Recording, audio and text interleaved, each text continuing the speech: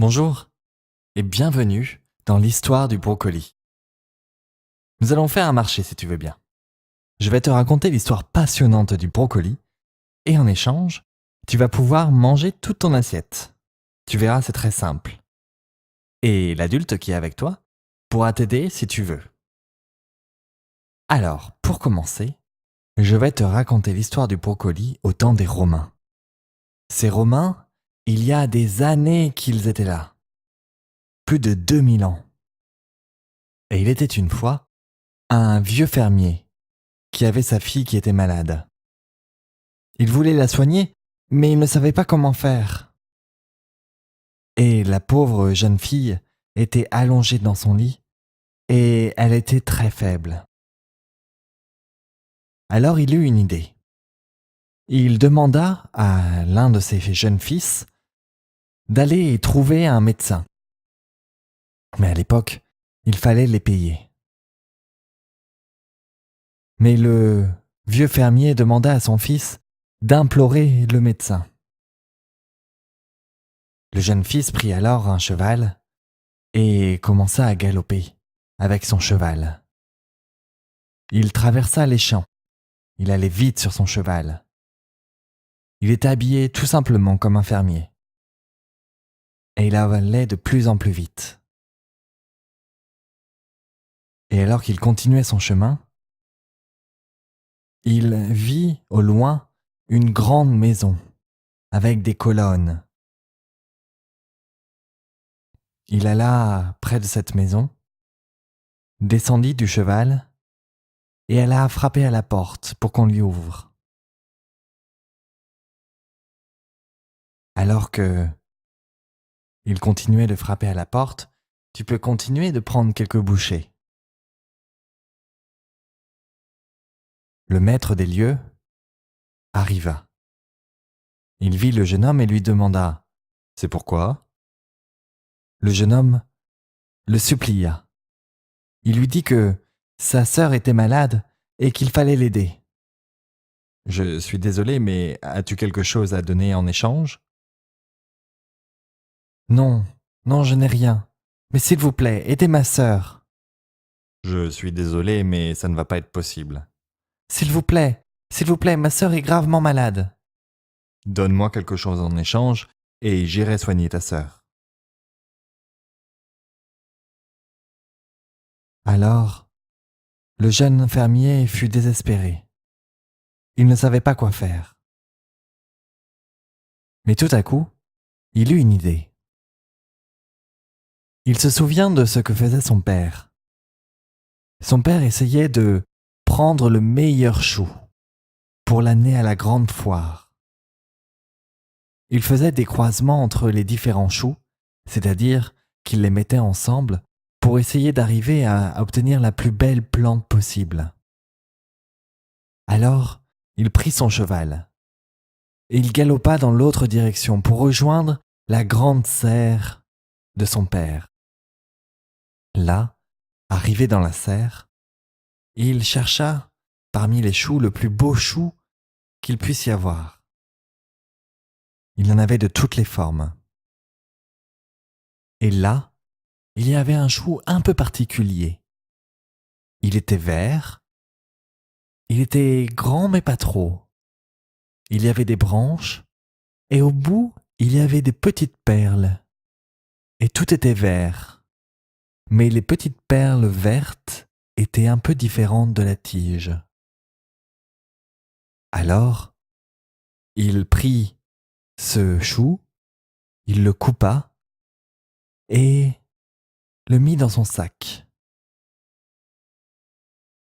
Il courut alors près de son cheval, et alors que tu peux continuer de manger toujours plus vite, eh bien, il monta sur son cheval et galopa de plus en plus vite, pour rejoindre à nouveau la maison du fermier.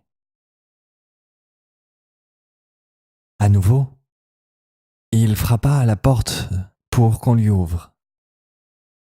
« Qui est-ce ?»« C'est moi. Venez aider ma sœur, s'il vous plaît.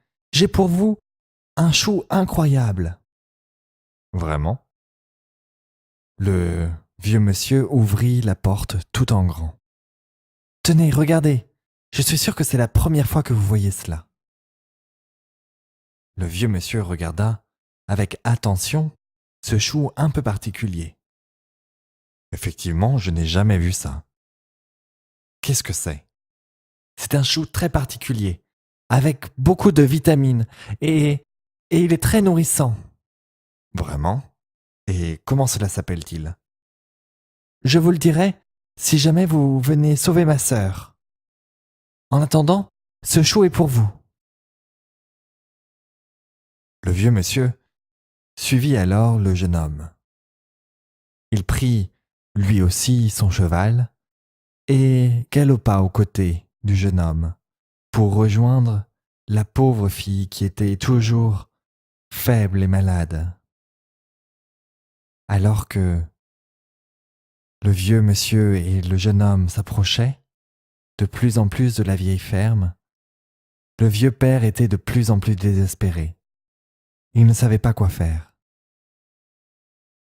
Le jeune homme courut vers son père. C'est bon, j'ai ramené un docteur, il va pouvoir nous aider. Le vieux monsieur arriva et commença à regarder la jeune fille. Elle était toute pâle et elle était très fatiguée. Le vieux monsieur commença à lui toucher l'épaule, puis le genou, pour essayer de comprendre d'où le mal venait. Mais il ne trouvait pas. Il essaya de lui donner plusieurs potions magiques, des potions dans des petites fioles qu'il avait toujours avec lui. Il lui donna une première goutte d'une de ces fioles, puis une deuxième goutte. Certaines gouttes étaient d'une couleur un peu jaune, d'autres un peu rouge. Il y en avait même qui étaient bleues. Le vieux monsieur essaya plusieurs combinaisons, mais il n'y arrivait pas. Et la jeune fille se plaignait qu'elle était faible et qu'elle n'arrivait pas à se lever. Tous étaient désespérés.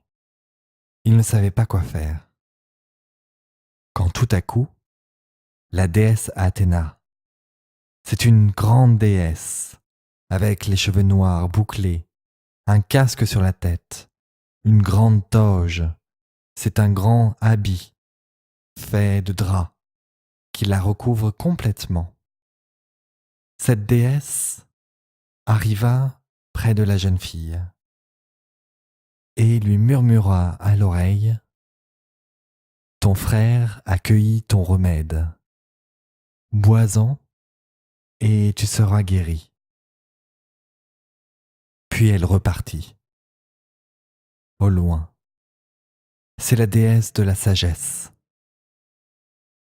La jeune fille dit alors à son jeune frère: « Tu as cueilli mon remède. Essaye de m'en préparer une soupe et je serai guéri. »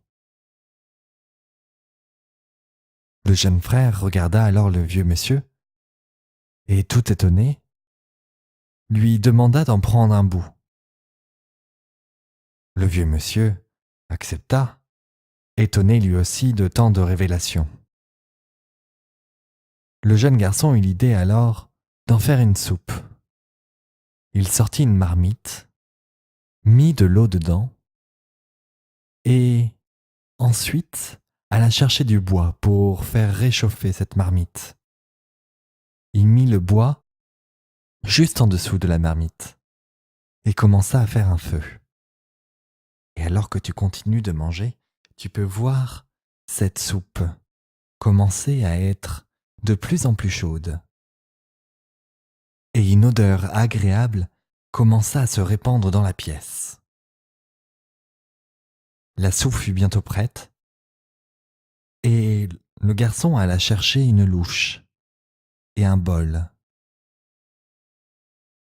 Il plongea la louche dans la marmite pour aller prendre de la soupe et versa cette soupe dans le bol. il alla près de sa jeune sœur souffrante et lui donna ce bol. À ce moment-là, la jeune fille commença à boire un peu et elle reposa le bol. On attendit un peu et petit à petit, on vit les couleurs réapparaître sur ses joues. Elle commençait à se sentir mieux. Le vieux monsieur était très étonné. Et puis, la jeune fille commença à ouvrir les yeux et à se sentir mieux. Quel prodige! S'exclama le vieux monsieur. C'est extraordinaire!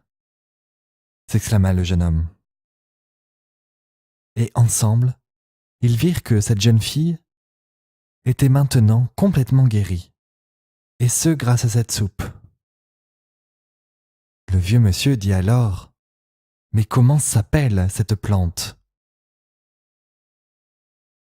Et le jeune homme lui dit: « Je m'appelle Broco, et voici ma sœur qui s'appelle Lys. Eh bien, nous allons appeler cette plante brocoli. » Le vieux monsieur dit: « Voilà une excellente idée. Je vais tout de suite pouvoir préparer des soupes et pouvoir soigner tous mes malades grâce à ce remède magique. Merci pour m'avoir montré cela. » Et à partir de ce moment-là, le vieux monsieur vient régulièrement acheter du brocoli à ce vieux fermier et ses enfants. Et petit à petit, le vieux fermier commença à améliorer sa ferme. Il commença à être plus riche grâce au vieux monsieur. Et il commença à faire pousser de plus en plus de brocolis, qui devient maintenant une source indispensable dans tout l'Empire romain, et fut utilisé par tous les médecins de l'Empire romain pour pouvoir soigner les malades. Et aujourd'hui, cette plante qui est un peu magique continue de nous fasciner et elle a atterri dans ton assiette après toutes ces années.